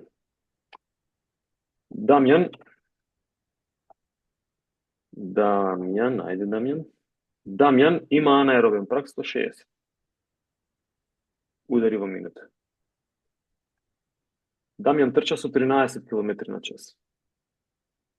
Кој е подобар, јас или Дамјан? Јас. Дамјан, точно. Значи, он со многу пониска фреквенција успела да стигне со 13 км на час. Значи, тука е таа игра, така што може да користиме срцева фреквенција или километри на час. Но, пак ви кажувам, држете се до оваа крива, и слушајте го уште еднаш овој дел. Многу битен момент е за се што се креира како тренинг во иднина. Кога ќе трнете да креирате тренинг, треба да знаете во кој режим работи човекот, што троши и кои се принципите на работа. Дека меѓу 80-90% може да работи долго. Под 80% не мора никаква активност да прави, тој ќе живее 100 години. Над 90% од таа максимална срцева фреквенција 30 до 40 минути, не може повеќе. Спринт, па не може да спринта човекот 2 минути, може да спринта 5 секунди, 10 секунди, толку може да спринта. Што се троши во спринт? Креатин фосфат. Што се троши над анаеробен прак? Јаглехидрат. Што се троши меѓу 80 и 90% од максимална срцева фреквенција? Микс и масноти и јаглехидрат. Каде се слабее? Под 80%. И сега, што ќе биде поефикасно? Трчање 30 минути или пешачање 8 часа, значи 8 часа пешачам под 80% или трчам 85% од максимална срцева фреквенција. Пешачење. Точно, пешачењето ќе биде поефикасно. Повеќе масноти ќе потрошам таму, отколку само 30 минути трчање. Добро, баш ми е драго што имаш и храброст да кажеш дека не е јасно, значи одлично. Да, фала ви. Ама да го разјасним, инаку не може само со слушање да се некојаш разјаснат работите. А кога имате предавања? Извинете, секој четврток имате предавања? А вие, Марија, сте студент на која година? Не, јас сум Магдалена Арелен. Магдалена. Да, втора година. Го презапишава. Окей, добро. Па најверојатно ќе биде во петок од сега и следете ги информациите, влезете во прва година на Facebook, таму ќе има сите информации. Побарајте со некој од колегите нека ве внесе некаде. Мислам во групата, таа група е кај беше генерација 2024, генерација 2025. Окей? Да, готово. Ова е таа група. Супер. Тука ќе давам информација некоја нешто правам. Да, зборувам. Сега, што е исто поинтересно? Дека ова, сега ќе ве збунам, оваа формула 220 не е најточна, ама за теоретска може да ја користите оваа формула. Ќе ја ставам овде, нека стои. Оваа формула ќе ја користам, затоа што оваа формула ми е некако пресметана по многу истражувања. Има повеќе формули, ама е поголем број на истражувањата вели максимална срцева фреквенција може да се најде ако 208 минус годините помножени со факторов на корекција 0,7. И нашле ова од Танака, кој што нашол на некои 2-3 испитаници, ја направил оваа формула. Значи на голема популација направил истражување и вели дека оваа формула е поточна за да најдеш heart rate максимум. Значи има многу други формули, можете ги најдете. Најточно е тест во лабораторија и најточно е со крвна анализа тест. Арно, ама ние не можеме тоа да го направиме, можеме ова да го проведеме. Океј? Добро. Прашање некој? Најверојатно не. Сега, нели зборувавме за енергија, како се дека влегуваат маснотиите, јаглехидратите и креатин фосфатот како така основни 3 енергетски резерви. И сега што се случува на ниво на мускул? Најверојатно по физиологија ќе го учите, моја е само да споменам тука. Значи, еве ги, јаглехидрати овде стајани протеини и маснотии. Се користат и протеините, инаку протеинот е основна градбена соединение на мускулот. Бодибилдерите најмногу трошат протеини. Значи, они прават кинење на тие мускулни влакна и после градење. Значи, катаболизам, кинење и анаболизам, градење на мускулните влакни, затоа мускулите растат. Ама тоа се случува и во други спортови. Значи, не мора само бодибилдинг да се работи, нели? Не кажав, акциите и механизмите физиолошки се измешани. Растат мускулите и кај гимнастичари, кои што не работат бодибилдерски метод, растат и кај маратонци, кои што не работат апсолутно бодибилдерски метод, ама морфологијата се менува. Во слайдот може да видите као основни енергетски резерви колку допринесува со килокалории. Значи, гледате креатин фосфатот 3,6 килокалории, јаглехидратите 1200 килокалории даваат енергија, затоа нели може подолго да трае. Пазете маснотиите колку даваат килокалории. Значи, ако споредиме на 1 грам, или како му доаѓа ова, значи една единица на јаглехидрат, креатин фосфат и масноти, колку килокалории даваат. Значи, маснотиите, затоа и многу лесно, многу тешко се слабее. Многу лесно се троши јаглехидрат со интервален тренинг, да го најавувам тој интервален тренинг, и многу полесно се троши креатин фосфатот во рок од 5 до 10 секунди со тој брзински тренинг некој. И на крајот само ќе споменам дека околу 60% од енергијата се троши за греење на телото, за слободување на топлина. Значи имаме како паразитен фактор во цело ова. Базален метаболизам и така натаму. Што поладно време повеќе енергија трошиме. Се слабее повеќе на кога е поладно времето и бара телото повеќе да јаде. Значи само за греење трошиме 60% од целокупната енергија.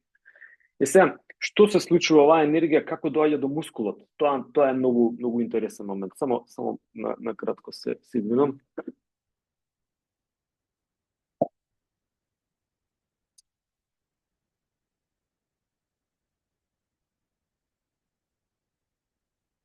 Значи, ние имаме едно резерварче кој што се нарекува аденозин трифосфат, АТП.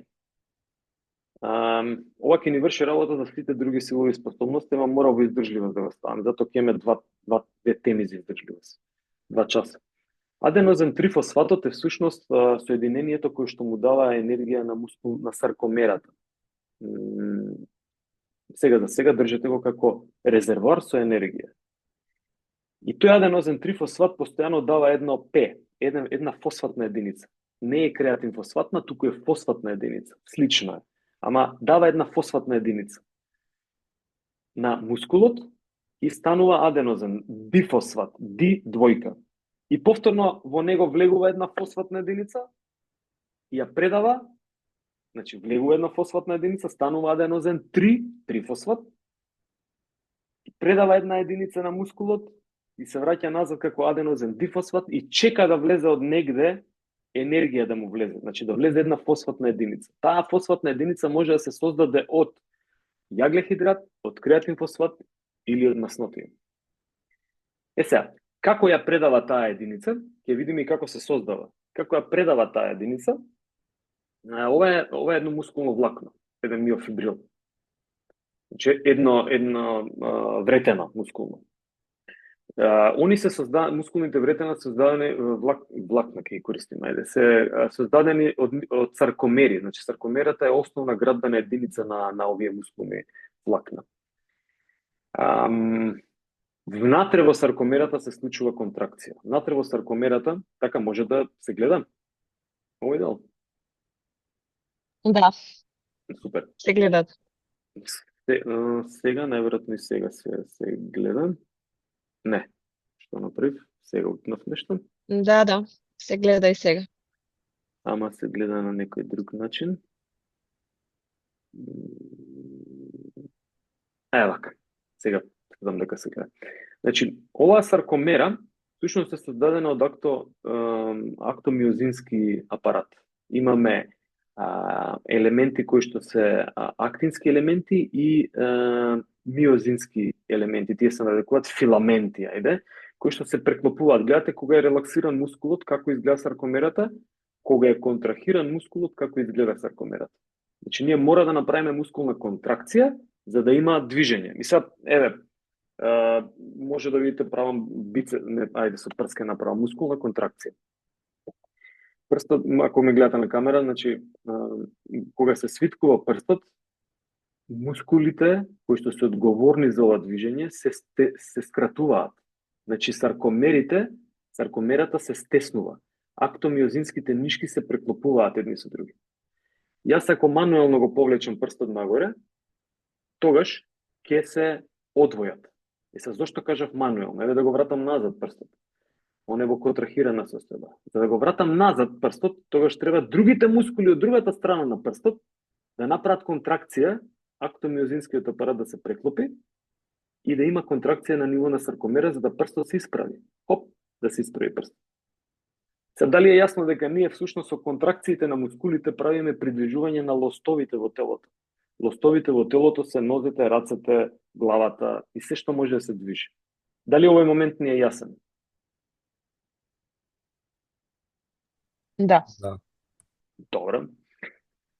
Па ова беше ова е поврзано со анатомија, всушност со флексија екстензија. Најверојатно, јас сега морам, претпоставам дека ќе го учите по физиологија. Ова не знам како ќе ви го објаснат, мене ми е потребно да го објаснам овој дел како се добиваат енергиите.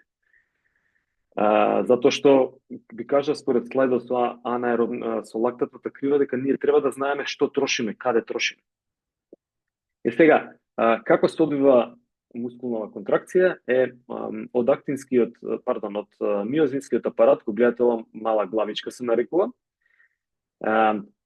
Она всушност го придвижува актинскиот апарат. И сега тука има механика некоја која што е најдена на ниво снимена и така натаму, ама што е финтата? Дека треба да дојде една фосфатна единица треба да дојде до ова главичка тука за да може да направи движење. Таа фосфатна единица доаѓа од аденозен трифосфат. Затоа нарекувам дека аденозен трифосфат, без разлика што пишува aerobic respiration овде, аденозен трифосфат е резерварот кој што предава една фосфатна единица на оваа главичка и така настанува контракцијата на ниво на саркомера. Не веќе нямам понатаму, кој го интересира ќе преслуша уште еднаш. Е сега, од каде се надополнува аденозен трифосфат? Аденозен трифосфат... Извинете, професоре, да. малце е заматена презентацијата, не се чита. Тоа е до интернетот изгледа, или мој, или ваш. Сега, окей. Да, би требало да се врати сега. И сега, од каде се надополнува тој аденозен трифосфат? Не мора да ги знаете процесите, ама тоа е буквално од она на лактатната крива што ви го кажам. Се обратно се наместени овде.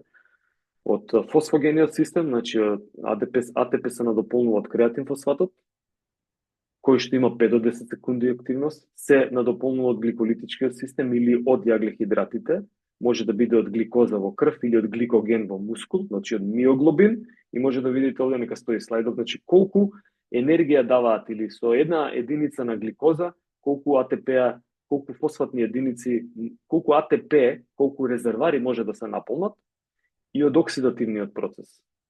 Во аеробни услови под 80% од максималната срцева фреквенција, колку фосфатни единици може да надополнат маснотиите. Тоа беше врзано со килокалориите исто. Така да, нека стои, кој го интересира, не е испитно прашање, но мислам дека треба да ги знаете овие информации. Океј, како да подобрувам издржливост? Два основни метода, и пази сега, ќе посветам внимание 1 минута на ова испитно прашање. Намерно кажувам дека испитно прашање, затоа што колегите и колешките не го знаат. Доаѓа клиент и вели, јас сакам да подобрам издржливост. И вие му велите, окей, ќе му направам анамнеза, да видам обемен, не обемен, значи има гојазност, нема гојазност, тренирал, не тренирал и така натаму. И слушај, вика, има 2 методи основни за тренирање. Едниот е континуиран метод, другиот е интервален метод. И сега, како да трчам континуирано, како да трчам интервално? Па самиот термин кажува, континуирано е нешто што има континиум, што продолжува, што оди, а интервално е нешто што има отсечки. Значи, отсечка, па нешто се случува, па отсечка, значи интервали. И ова морам вака да го покажам, затоа што дел од колегите што не го учат, не го знаат ова.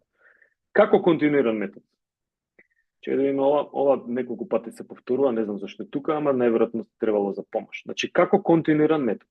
Непрекинато над 10 минути. Пази сега, имаме дозирање веќе. Сега знаеме со колкав интензитет треба да трчаме. Вели 70 до 85%. Тука негде континуирано се трча. Колку време? 10 минути. Ама дали за мене ќе биде доволно 10, пример, Дамјан? Не, Дамјан, вика, ја трчам 30-40 минути. Да, ти ќе почнеш со толку. Значи, таа анамнеза што треба да ја направам. Ама под 10 минути не се смета за континуиран тренинг. А континуиран тренинг може да биде 1 час, може да биде, нели рековме, планинарење 8 минути, тоа е тренинг веќе. Под 80% како интензитет, ама е тренинг. Значи, напорно е, се трошат масноти, се трошат и аглихидрати, и протеини се трошат. Има многу помалку отколку ке бодибилдерите. Значи, тука е негде непрекинато, ако е трчање 20, 30, 40 минути, ако одење 1 час, 2 часа, нели, ако е маратон, тогаш многу подолго ќе биде. Не, зависно од каква е појдовната состојба на клиентот, вашата појдовна состојба каква е. Овде сум пишал time trial тест, значи може да го најдете анаеробниот прак со трчање, велосипедизам или било која активност, веслање. Значи веслање во време трајање од 30 до 40 минути, ставам срцева фреквенција, монитор, и ја наоѓам средната срцева фреквенција и таа е отприлика блиску до анаеробниот прак. Значи тоа е еден момент, само што е потежок, подолг е тестот. Трае 30-40 минути. Зошто? Затоа што тука е пресметано дека, како што кажав, во анаеробни услови можеме 30 до 40 минути да работиме, не повеќе. И многу користен тест кој што се користел претходно, мислам дека и сега се користаме на пократки дистанци, го нарекуваат time trial. Инаку во велосипедизам е тен користен тест за да го најдете анаеробниот прак, особено пред 2000 година. Сега, а што е тоа интервален метод? Најмногу поставувано прашање. Интервалниот метод се работи на овој начин. Повторно имаме дозирање, интензитет и обем на работа. Интензитетот ни е срцевата фреквенција. Држете се за срцева фреквенција. Интензитетот може да бидат и метри поминати, пейс, брзина на трчање и така натаму. Држете се за срцевата фреквенција за сега. А за понатаму ќе ги проширувате информациите. Значи, трчам со интензитет над анаеробен прак. И овде сега пробувам. Зошто над анаеробен прак? Тука трошам јаглихидрати. Тука се акумулираат лактати како нуспродукти. Лактатите ја намалуваат работоспособноста. Не затоа што они се користат, него затоа што сме во таков режим. Се ние пробуваме всушност да телото формира лактати, а ние преку тренингот ги изфрламе. Телото формира, ние ги изфрламе. Телото формира, ние ги, значи, ние пробуваме да ги чистиме преку тренингот лактатите. Со ваквиот интервален тренинг, всушност, тие пуферски моменти внатре што се случуваат во телото се пробуваат да бидат поадаптибилни, значи да се адаптира телото на овој висок напор. И се што има во врска со VO2? Ја зголемува VO2 максимум. Значи интервалниот тренинг ја подобрува издржливоста, го зголемува VO2 максимум и тоа поефикасно него континуираниот метод. Зошто? Затоа што има борба со тие лактати и телото пробува да се поадаптира во кратки отсечки од 3, 4, 5 минути, не повеќе. Сум пишал 2. 2 минути е минимумот. Зошто? Затоа што првата минута ви треба време да влезете полека во лактатен режим. Не може да влезете одеднаш. 1 минута телото треба да се адаптира да дојде над анаеробен прак. Кога ќе дојде над анаеробен прак, тогаш 1 минута е доволно, ама најдобро е да бидат плюс 2-3 минути, значи тотално 4-5 минути трчање. За да работите над 90% интервален метод во отсечки. Значи, еве повторно кажав интензитет над 90% од максимална срцева фреквенција и второто обемот го кажувам 2 до 8 минути, најчесто е 3 до 4 минути. Може да биде обично трчање, значи континуирано, да не го измешаме, ама постојано да трчате тие 3 минути, а може да биде и кратки, уште пократки отсечки, например 15 секунди трчање, 15 одмор, 15 трчање, 15 одмор, 20 трчање, 20 одмор, 30 трчање, не може, 15 трчање, 30 одмор, и тоа не може веќе, затоа што преголем ќе биде одморот. Ние треба да дозволиме интервален метод од 3 до 4 минути работа. И гледате, на ова посвети внимание, на интервалниот метод. Колку да одмарам за да почнам со следната отсечка, со следниот интервал, срцевата фреквенција да ми падне под 130. Ама не треба 1 минута или 2 минути, не знам. На некој му треба срцевата фреквенција да му падне на 130. 1 минута, на некој 2 минути. Зошто е тоа битно? Затоа што по Фарфелд физиологија срцето има најголема ефикасност да испумпува во систолниот момент, значи да испумпа крв негде на 130 до 140 удари во минута. Штом срцето се реадаптирало да испумпува поголема крв, значи оно се одморило од претходниот интервал. И тоа е знак дека ние сме спремни. Значи не може никој да ви каже 1 минута или 2. Ако имате срце монитор, чекајте нека биде тоа 130 до 140 удари во минута. Овде се пишало 120 до 130. За уште подобро, за рекреативци, ама за за нас и за спортисти 140 е веќе кога ќе падне на 140 може во следниот интервал да дојде. Дали ќе биде 30 секунди, дали ќе биде 50 секунди, не знам. Сега колкав број на интервали да правам? Интересно прашање. Пак е врзано со срцевата фреквенција на одмор. Од добра пракса, спортистот ми трча интервали и му треба 1 минута да му падне срцевата фреквенција на 140. Следниот интервал, паузата 1 минута. Следниот 1 минута, а после 5-тиот, 6-тиот, 7-тиот интервал, тоа зависи од човекот, му треба 1 минута и 10 секунди. 1 минута и 30 секунди, 1 минута и 40. Кога ќе почнува да се зголемува времето многу, веќе е доволно да се застане со интервалите. Колку бројни интервали треба да направам? Ако се по 5 минути, 5-6. Не повеќе. Во обемот на трчање може да биде и пократок тренингот од колку континуиран, ама поефикасен ќе биде. Значи ви два метода за подобрување на издржливост. Континуиран, интервален. Ја би миксал во една недела. 1 интервален, 2 континуирани. Па следната би пробал обратно. 2 интервални, 1 континуиран. Па после би правил повторно 1 интервален, 1 континуиран, 2 интервални и така натаму. Значи со интервалниот ќе добивам на обем 30 минути, 40, можам да трчам и 2 пати по 20, можам да трчам 3 пати по 20. Ама тоа е континуиран метод. А интервални, со тоа што пазете со која срцева фреквенција трчам во континуиран. Значи да не е над анаеробен праг, затоа што е подолг. А во интервалниот тренинг трчам над анаеробен праг. Сега колку, и тоа не го споменам. Значи не со 100%, не може, тоа е спринт. Тука 91-92%. Значи ако беше за колегиве 180 тама, 182, 3, 5, веќе сте топ. Супер сте. Не треба повеќе, побрзо да трчате. Со тој интензитет треба да трчате. Дали е овој дел јасен? Да.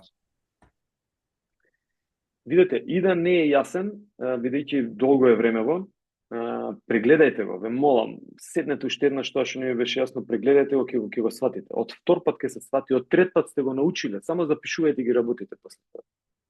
Значи, ова е тројкава овде е ставена намерно за да, нели, првото беше дефиниција, второто беше поделби и влегов малку во детали, третиот дел за способността која зборуваме е како се подобрува. Кои методи за подобрување ги работиме?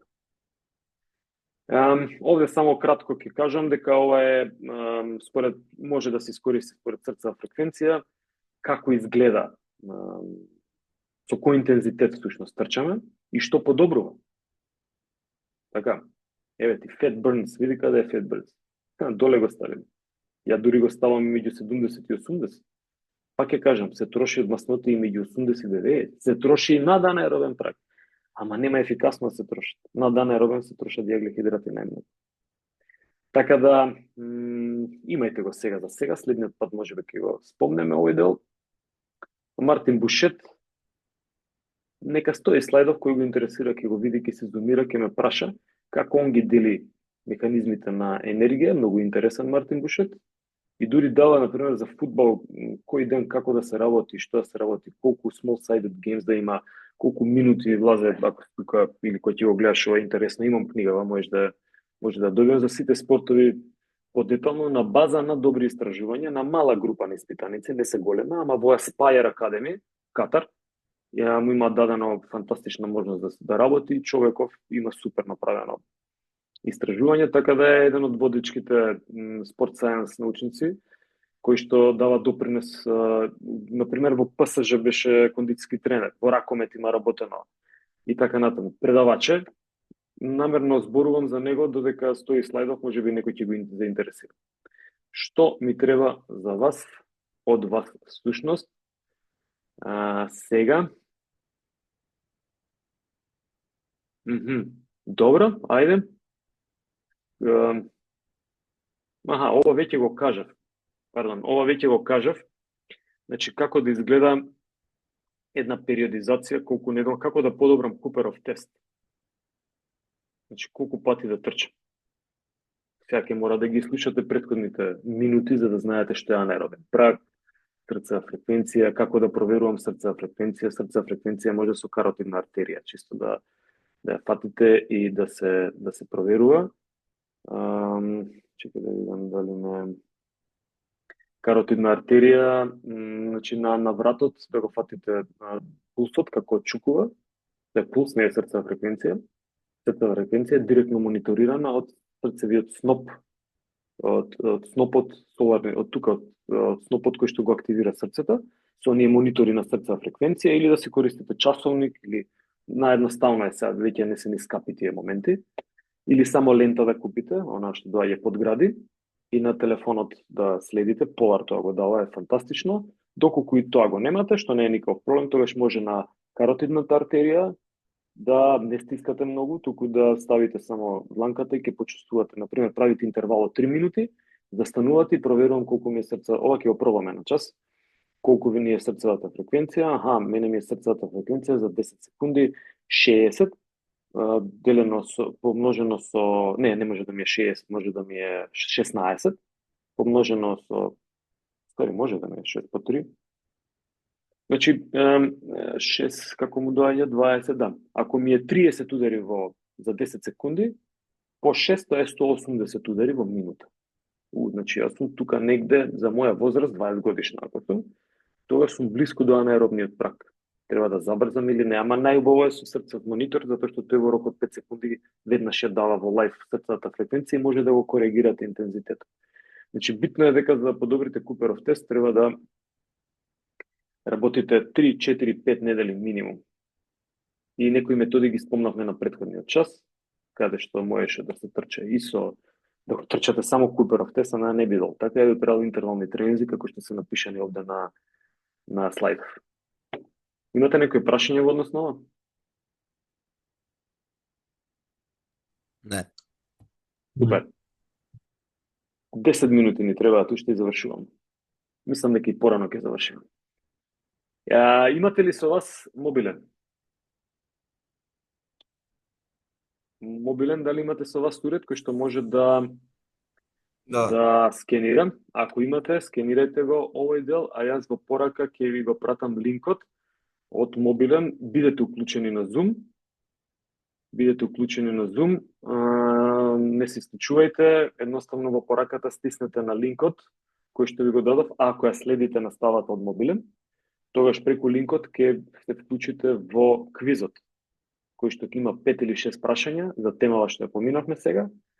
Ставете си ваше име и презиме или, мислам, ваше име или прекар, или одберете некој друго име, за да знаете кој сте, како е. Најдобриот го частиме пица на крај. Добро? Дали успевате QR кодот да го скенирате? Нема да ви дозволи да влезете уште, ама не го менувам скринот, затоа што сакам да видам дали успевате да влезете. Тие што следат настава од мобилен, во порака ви пратив овде на Zoom, во чат, ви го пратив линкот. Успевате да се снајдете? Да. Супер, окей. Само да кај ми менти.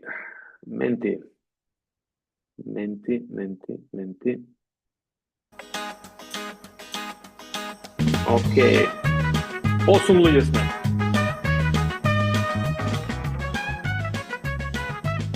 Имаме двајца кои што не сакаат со нас да бидат. Ќе ги замолиме уште 10 секунди ќе причекам, може би имаат проблем со нешто да се приклучат.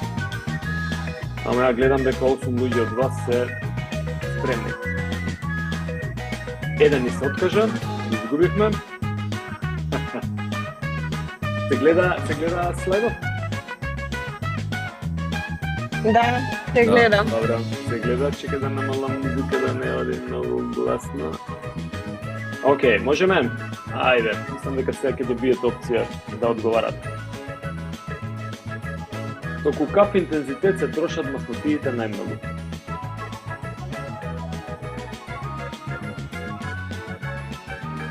Имате 10 секунди.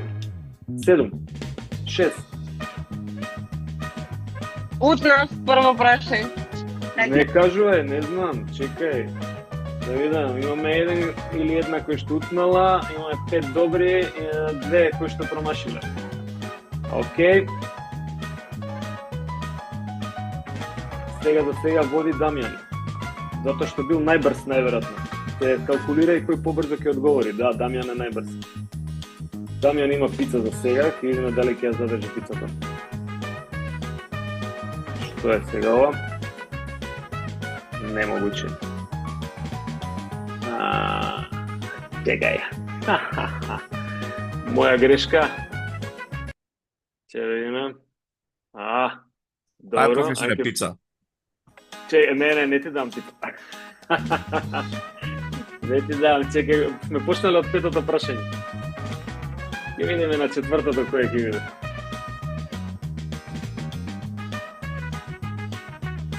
Што е VO2 Max?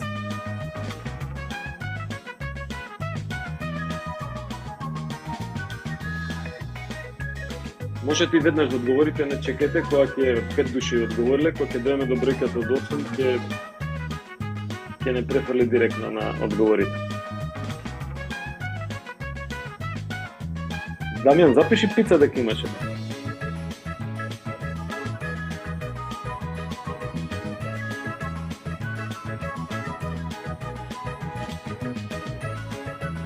Како рековме, не е белодробен капацитет. Туку е колку може крв да се внесе, кислород да се внесе во крвта.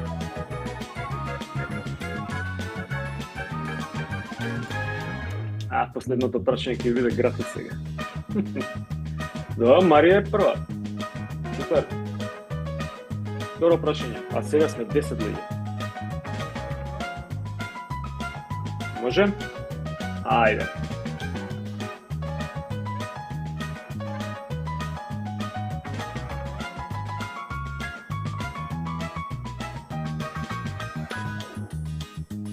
Пази, побрзо ќе треба да одговори. 10 секунди имате.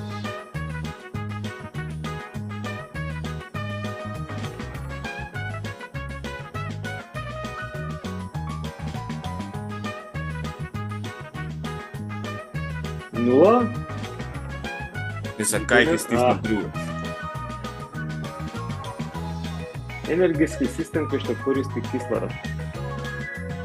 Вишто Дамјан ти бега пица за полека.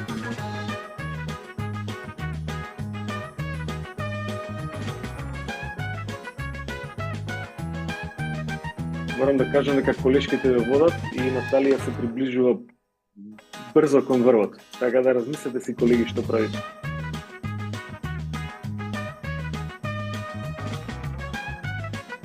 Може?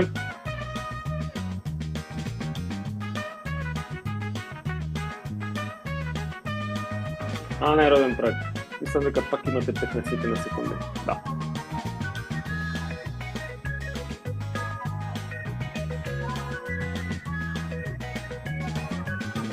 Ова е лесно, цел час го зборувам.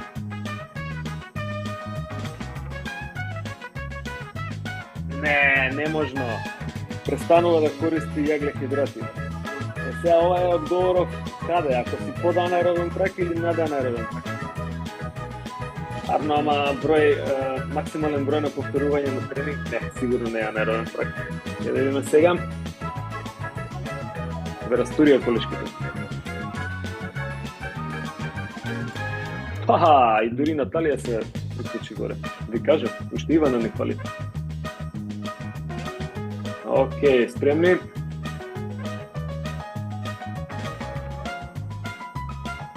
Што е интервален тренинг? Ови се испитни прашања.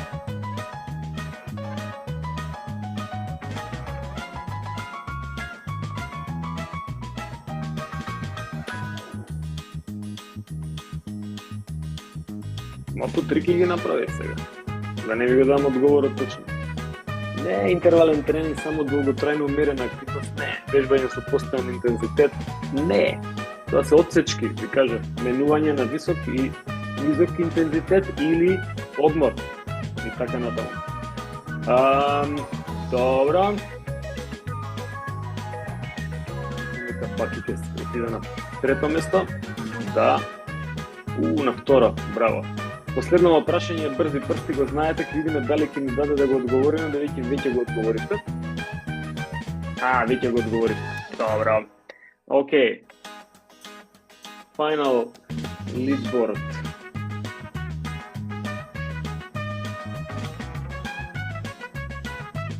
Дамјан, зашо не дава за другите? Не знам. Не може. Дамјан ми го да. Не. Мене ме пише дека тука сум пети. Дека тука си пети. Ова ни е нас што ни треба. Значи, ова ни е финалот. Магдалена пица добива.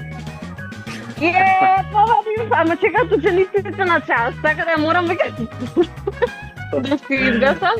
Океј. Убав ден на сите. Поздрав, и јас имам толку, ако некој има нешто ме праша, кажете сега е моментот, инаку завршуваме. Кога пицата? Со Дамјан ќе договориме и со другата колешка. Готово, кога ќе положам. Пријатно убав ден. Океј, дали другите колеги и колешки имаат нешто, некој прашање? Супер, видеото ќе биде поставено на Facebook страната и ќе ви ги дадам, понеделник ќе дадам настапки за да се видиме на факултет. Така да имајте убав ден, ви благодарам, поздрав. Поздрав. Пријатно.